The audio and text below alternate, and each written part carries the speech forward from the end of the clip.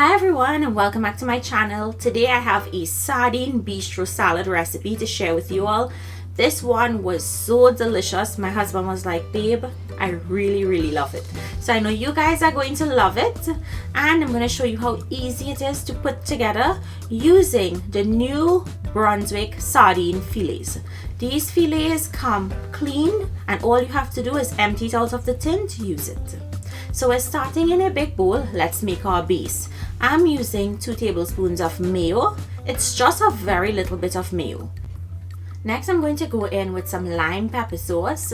This is so important in this recipe. Or you can use any type of pepper sauce and add some lime juice. I'm adding additional lime juice, or you can use lemon juice. Next, we're going to go in with some celery salt. I prefer the celery salt. You can also use complete seasoning or all-purpose seasoning, and give that a mix. Once mixed properly, we're going to add the rest of the ingredients.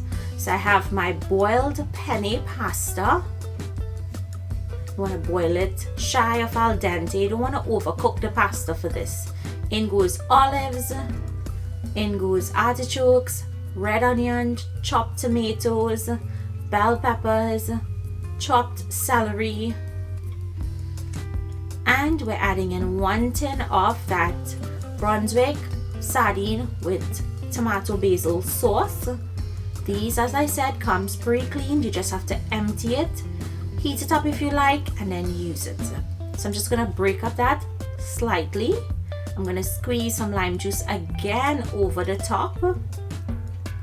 And then next, it's just to mix everything together. Now you'll notice I didn't add any additional salt. You can always taste and adjust your salt in the end. You can add salt, or you can add some more celery salt, or whatever seasoning you like. You can even use a nice Cajun seasoning in this recipe also.